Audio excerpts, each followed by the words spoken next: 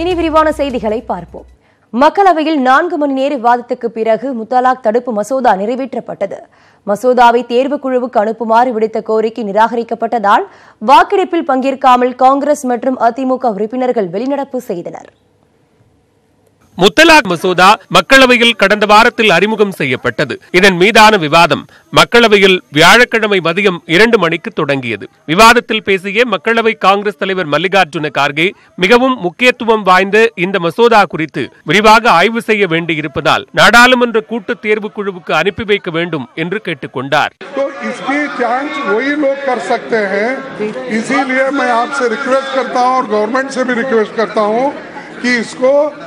Joint select committee को आप भेजिए। Madam speaker, no joint select committee को अगर आप रेफर करेंगे तो वो उनको आप 1 महीने का टाइम दीजिए, 15 दिन का टाइम दीजिए, व्हाटएवर, तो smoothly this bill will come out. இதே கோரிக்கையை திரிணாமுல் காங்கிரஸ், AIMIM, தேசியவாத காங்கிரஸ் ஆகிய கட்சிகள் முன்வைத்தன. மசோதாவை நாடாளுமன்ற நிலைக்குழுவுக்கு அனுப்பி வைக்க வேண்டும் என்று அதிமுக வலியுறுத்தியது. ரூபாய் நோட்டு செல்லாது என்ற அறிவிப்பின் மூலம் கிராமப்புறங்களில் உங்கள் செல்வாக்கு இழந்தீர்கள்.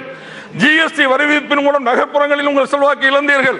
டாலருக்கு நிகரான ரூபாயின் மதிப்பு வீழ்ச்சி அடைந்ததால் விலைவாசி உயர்வு, பெட்ரோல் டீசல் விலை உயர்வு போன்றவற்றால் நாட்டு மக்களின் ஒட்டுமொத்த நம்பிக்கையும் இழந்தீர்கள்.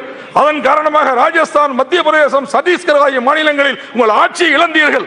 கெடுவான் கெடு நினைப்பான் என்பதற்கு இந்த தோல்விகள் உங்களுக்கு பாடமாக அமைந்திருக்கின்றன என்பதை இந்த நேரத்தில் நான் தெரிவித்துக் கொண்டு, இந்த சட்டங்கள் முஸ்லிம்களுக்கு எதிராக நீங்கள் கொண்டு வரவில்லை, இறைவனுக்கு எதிராக கொண்டு வருகிறீர்கள், ஆண்டவனுக்கு எதிராக கொண்டு வருகிறீர்கள். எனவே இறை தண்டனையிலிருந்து உங்களால் தப்பிக்க முடியாது என்பதை தெரிவித்துக் கொண்டு அமைகிறேன். நன்றி, வணக்கம். இதேபோன்று முத்தலாக் தடுப்பு மசோதாவுக்கு தெலுங்கு தேசம், தெலுங்கானா ராஷ்டிரிய சமிதி, பிஜு ஜனதாதளம், சமாஜ்வாதி, மார்க்சிஸ்ட் கம்யூனிஸ்ட், புரட்சிகர சோசியலிச கட்சிகள் ஆகிய கட்சிகளும் எதிர்ப்பு தெரிவித்தன.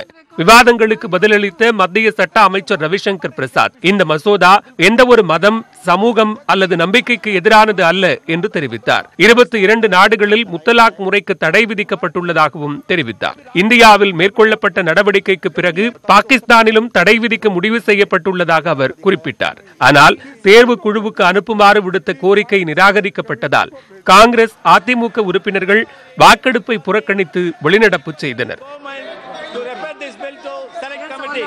Since the government did not pay heed to our demands, so we walk out in protest, madam. Thank you.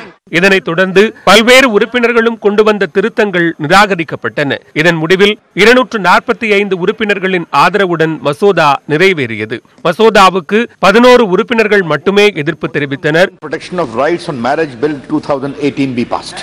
The question is that the bill be passed. Those in favor may say aye, those against may say no.